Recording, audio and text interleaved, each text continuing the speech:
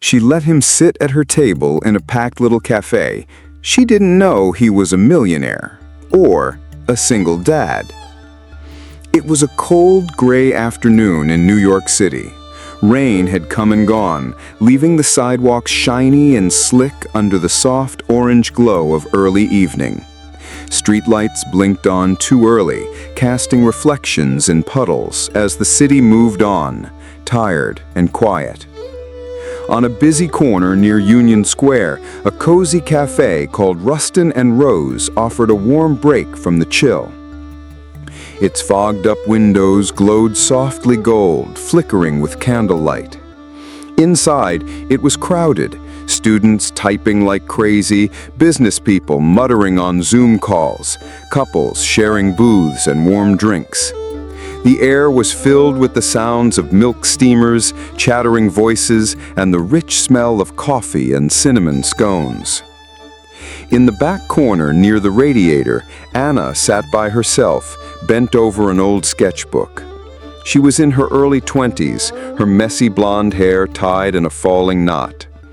Her sweater had a hole in the sleeve, her jeans were torn at the knees, and her boots were still wet from the walk. A half-empty cappuccino sat beside her, the only treat she'd had in days. She was sketching a window with bright light shining through it. It was the only thing that made sense anymore. Bills were piling up, her Brooklyn attic apartment was freezing, and ever since her last client ghosted her without paying, she'd been surviving on oatmeal and leftover toast the cafe staff sometimes gave her. Still, her hand moved steadily on the page, holding on to something that felt like hope. Then, the cafe door chimed.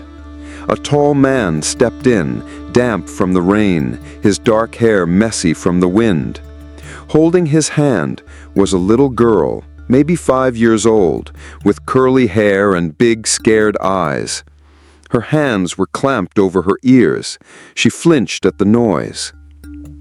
The man hurried to the counter. "Excuse me," he said softly. "Is there any table open? My daughter's feeling overwhelmed." The barista gave a kind but helpless smile. "Sorry, we're packed." The little girl trembled.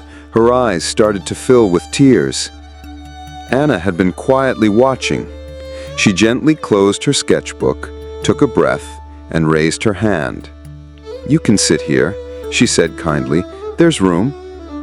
The man turned. Surprise flickered in his eyes. "Are you sure?" Anna nodded. "She looks like she could use a calm place." He hesitated, then led his daughter to the empty seats.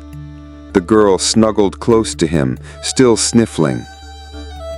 Anna reached into her canvas tote and pulled out a beat-up box of crayons. "Would you like to draw something?" she asked. "I always carry colors." The little girl looked unsure. Then, slowly, she nodded. Anna smiled and tore a page from her sketchbook. "What do you love drawing most?" The girl whispered, "Butterflies." Anna's eyes lit up. "Then let's make the prettiest butterfly in the whole cafe." She handed her a yellow crayon. The child's small hand shook as she leaned forward, her tongue sticking out in concentration, the crayon pressed to paper. Slowly, her fear melted into quiet joy. Jack, though Anna didn't know his name yet, watched quietly, his face softening as his daughter began to calm. His tense shoulders eased. He exhaled. A woman at the next table scoffed. "Really? Letting strangers sit at your table?" Anna stayed calm. "Sometimes people don't need space, they just need kindness." The woman rolled her eyes and turned away. The little girl giggled, a sweet musical sound. Anna beamed. Jack took out his phone and quietly snapped a photo, not to share, but to keep. The moment, a butterfly half-drawn, a little girl leaning into color, and a tired young woman who gave kindness with no strings. Their eyes met, and in his gaze, Anna saw something unspoken. Thankfulness, wonder, something deep. She nodded, cheeks warm, and looked back down at the butterfly. They kept drawing together, no words needed, just a quiet, peaceful rhythm. Draw, smile, breathe. Outside, the rain stopped. The sky stayed gray, but a soft orange glow began to form over the skyline. Amid the noise and crowd of the cafe, one little table had become its own world. A butterfly came to life on paper. A little girl began to hum, and a story had just begun. Later, as Anna stepped outside into the cold, the wind cut through her coat like sharp needles. The sidewalk sparkled under the streetlights. Her boots splashed through puddles as she hurried home, her thoughts still on the girl with the butterfly and the man with the kind eyes. Then, footsteps. She glanced toward the shop windows, pretending not to panic. No one close, but the sound kept following her. Faster now, her heart raced. She tightened her grip on her bag and rounded a corner and crashed into someone. Whoa! Hey! Steady hands caught her shoulders. Anna looked up, gasping. It was Jack. I thought someone was following me, she stammered, breath fogging the air. He frowned, stepping protectively in front of her. You're shaking. Let me walk you home, just to be safe. She hesitated, but there was something about his voice, so steady and real. She nodded. Okay. They walked quietly through the dim streets. After a while, Jack broke the silence. You looked like you were drawing something really important back there. Anna gave a weak laugh. It's how I survive. I lost my last art gig 3 months ago. I've been turned down by 3 galleries. No one's buying my work. But I still draw. Butterflies, light, windows. I don't even know why anymore. Because it matters, he said. She looked up, surprised. I've seen people give up, but you haven't. That means something. They stopped at the base of a narrow staircase leading up to her apartment. Thank you, she said softly, for walking me, and for letting your daughter draw with me. She reminded me why I ever picked up a pencil. Jack nodded. He reached into his pocket and handed her a small card. If you ever need anything, even just coffee. She looked at the card. Just one word. Jack. No number, no title. She looked up to ask, but he was already walking away. Good night, Anna, he said with a quiet smile. Take care. She stood there for a long time, holding that simple card like it held the weight of something more, something unspoken. And deep inside, she knew this wasn't the end of their story. Anna stood at the door, quietly watching the two of them. Lisa was curled up in James's arms, her tiny hand resting on his chest. Her breathing was slow, steady. She felt safe. James didn't say a word. He just held Lisa gently, as if she were something precious. His eyes were soft, nothing like the cold, distant man they had first met. Anna's chest tightened. It was the first time in a long while she'd seen Lisa this peaceful. No coughing, no crying, just sleep. And James had made that happen. Anna gives her dinner away. Bedtime story, Lisa sleeps. That night, Anna served dinner, 2 small plates. She didn't mention the third one. She just gave her own food to Lisa and smiled. Lisa was still weak, but hungry. She ate slowly, and Anna watched every bite like it was a victory. Later, as the room got darker, Lisa climbed into the small bed in the corner. James sat nearby on the floor, his back resting against the bed. Anna picked up a storybook, her voice low and soft. And the little girl found her way home, where someone was waiting with open arms, Anna read. Lisa's eyes fluttered. Do I have a home like that, Mama? Anna paused. Her voice shook slightly. You do now, sweetheart. You do now. Lisa smiled, then slowly drifted off to sleep. James opens up about his past, Rachel's death. Anna comforts him. Later, when Lisa was sound asleep, Anna stepped out onto the balcony. James followed, leaning quietly against the railing beside her. The city lights flickered below. I wasn't always like this, James said suddenly. His voice was low, almost broken. I had a daughter once, Rachel. She died when she was just Lisa's age. Anna turned, surprised. She was all I had. After she passed, I shut down, buried myself in work. I didn't know how to feel anymore. He looked down, the pain raw in his eyes.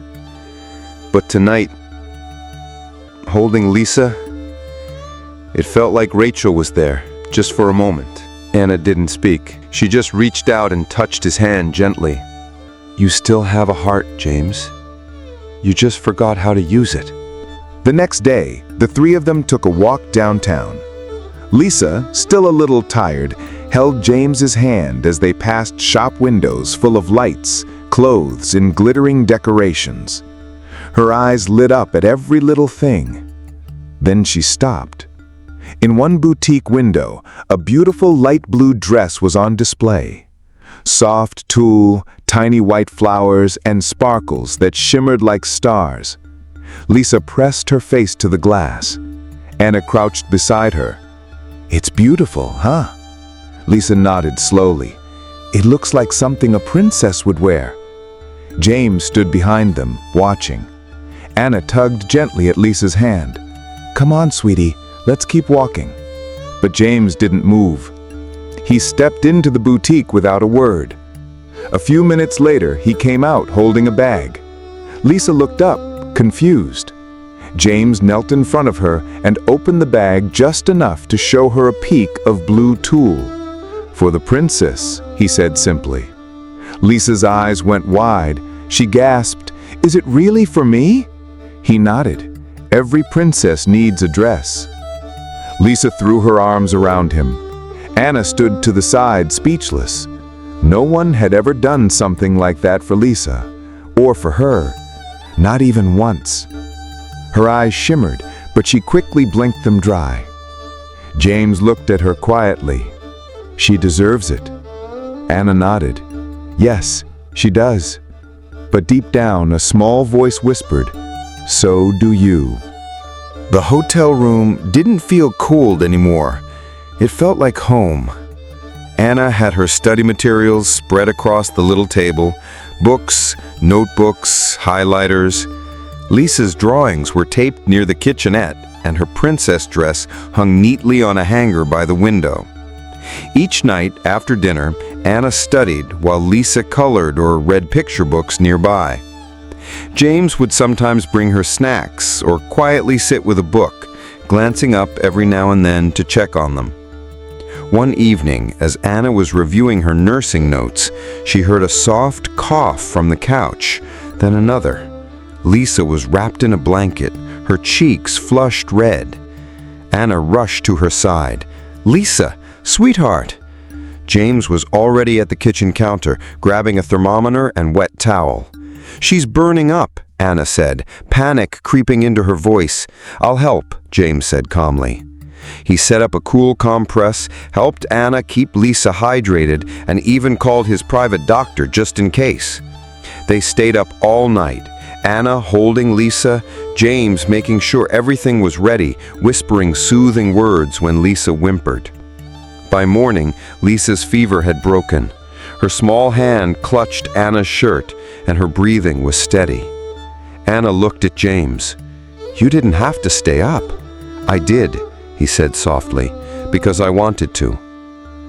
For a moment, they just sat there, side by side, watching Lisa sleep. And in the quiet, something unspoken passed between them. They weren't just strangers helping each other anymore. They were becoming something more. The weather had turned colder, gray skies, chilly winds.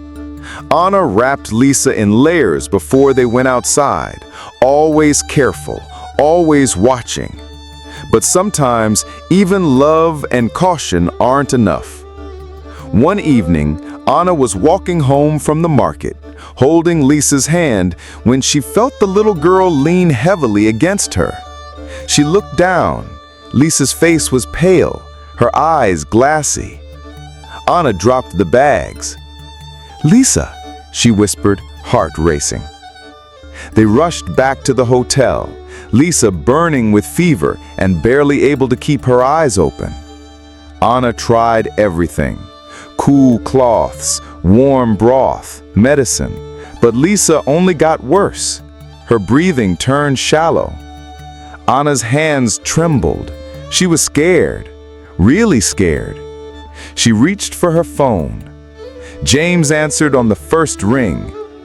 "She's sick," Anna said through tears. "I don't know what to do. Please." "I'm coming," James said. 15 minutes later, the door burst open. James didn't say a word. He scooped Lisa into his arms, checked her temperature, called his private doctor, and wrapped her in fresh blankets. Anna watched him, stunned. He moved like someone who had done this before, like someone who knew how much Lisa meant, like someone who cared. All night, James stayed by Lisa's side. Anna didn't even ask. He just did. When the doctor finally said, "She'll be okay now," Anna let out a breath she hadn't even realized she was holding. She looked at James. "I don't know how to thank you." He looked at Lisa, then at her. "You don't have to." In that moment, Anna realized he wasn't just helping out of kindness anymore. He loved Lisa. And maybe, just maybe, he was beginning to love them both. 1 year later, Anna is a nurse. Lisa makes a New Year's card. They become a family. A whole year had passed. Anna stood in the hospital hallway wearing her crisp white nursing uniform. She looked different now, stronger, steadier. There was still softness in her eyes, but it came with confidence. She had made it. She was finally a nurse. At home, Lisa waited eagerly with colored paper, glitter, and markers spread out on the floor. She was working on something very special, a New Year's card. For James. Her tiny fingers carefully glued a heart to the front. Inside, in wobbly handwriting, she wrote, "Thank you for my family. I love you." When Anna got home, she found Lisa asleep on the couch, glitter stuck to her cheeks, the card clutched in her hand. That night, they went to the city square together, just the three of them. Lisa wore a red coat and sat on James's shoulders, giggling as fireworks lit up the sky. Anna stood beside them, her gloved hand slipping into James's without a word. He looked down at her and smiled, as if to say, "We're here now, together." Lisa held up the card she'd made. She said, "I made this for you," handing it to James. He opened it slowly, reading the words. His eyes softened. Then he crouched down and hugged her tight. "I love you too, Lisa." And just like that, something shifted. They weren't just helping each other through hard times anymore. They were a family. A real one. James offers a home. Anna hesitates. Lisa dances. Life begins. The new year had barely begun when James sat down across from Anna at their favorite cafe. Outside the window, snowflakes drifted down gently. Lisa was nearby, spinning in circles on the sidewalk, pretending she was dancing on stage. James looked nervous. He stirred his coffee, but didn't drink it. Then he spoke, soft but certain. Anna, I've been thinking about you, about Lisa, about us. She looked up, her heart quietly bracing. I want to give you both a real home, not just a room, not just help. A place that's yours, safe, warm, filled with love. Anna's eyes widened. She opened her mouth, but no words came out. James continued, "It doesn't have to mean anything you're not ready for. I want you to feel like you belong somewhere, like you don't have to fight alone anymore." Anna looked out the window at Lisa, who was still twirling under the snow, arms stretched like wings. A home? It was everything she had ever dreamed of, and everything that scared her the most.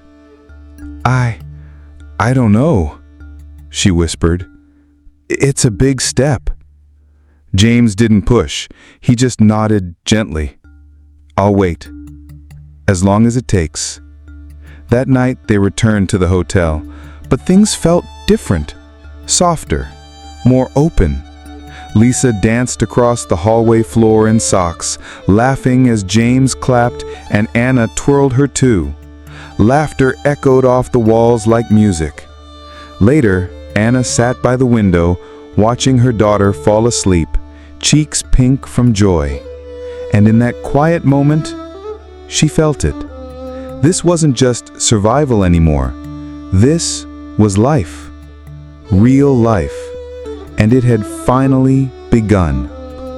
The wind outside howled through the night, shaking the windows of the small hotel room. Anna had just finished a long shift at the hospital and was washing up when she heard it, a tiny cough, followed by a whimper. She rushed into the bedroom and found Lisa curled up, her cheeks flush with heat, her forehead burning. "Mommy, my tummy hurts," Lisa whispered, her voice barely there. Anna's heart dropped. She scooped Lisa into her arms, wrapped her in blankets, and checked her temperature. It was high, too high. Without wasting a second, she called James. He didn't ask questions. He simply said, "I'm coming." And within minutes, he was at the door, hair still wet from the shower, shirt half buttoned. He lifted Lisa gently from Anna's arms and held her close, rocking her softly. Anna grabbed her nurse bag and started treating the fever, hands steady but heart racing. James stayed by Lisa's side the whole time, wiping her forehead, whispering soothing words. Hours passed. The fever finally broke. Lisa slept peacefully, curled between them, her breathing calm again. Anna looked at James, her eyes full of tears. "I don't know what I would have done without you." He reached over, touched her hand, and said quietly, "You'll never have to find out." That night, they didn't talk about the future. They didn't need to. They were already living it. One moment, one heartbeat, one quiet promise at a time. Together. 1 year later, the city was glowing again, just like it had the year before. It was New Year's Eve, but this time, everything was different. Anna stood in the break room of the hospital, still in her scrubs, sipping tea as snow floated past the windows. Her name badge now read, Anna Hart, RN. She smiled. She had made it. Not just through school, not just through the storm. She had made a life. Back at home, James and Lisa were in the kitchen. Lisa, now taller and a little sassier, was covered in glitter and markers. She was making something with serious focus. When Anna walked through the door, tired but glowing, Lisa ran up to her, holding a crumpled card behind her back. "Close your eyes," Lisa shouted. Anna laughed and obeyed. Lisa placed the card in her hands and whispered, "Okay, now." Anna opened her eyes. On the front of the card were 3 stick figures, one tall with brown hair, one with a red dress, and one very small one with curly pigtails. It said in colorful letters, "Happy New Year to my family." Anna froze. Tears rushed to her eyes. James stood behind Lisa, hands in his pockets, smiling gently. "She made it all by herself," he said, "but I feel the same way." Anna knelt down, hugging Lisa tightly. "I love it," she whispered. "I love you." Lisa beamed. "Does this mean we're a real family now?" Anna looked up at James, then back at her daughter. "Yes, baby," she said through happy tears. "We always were." And as midnight neared, the three of them stepped out onto the balcony. Fireworks lit up the sky. Bursts of gold, blue, and red painted the night above them. James wrapped an arm around Anna. Lisa sat on his shoulders, giggling. A new year had begun, but this time they weren't hoping for a miracle. They were living in one, together. If this story touched your heart, please like, share, and subscribe. And don't forget to tap the bell icon so you never miss another story that warms your soul. Thank you for being here. And remember, sometimes all it takes is one small question, one open hand, one extra chair at the table to change someone's life forever.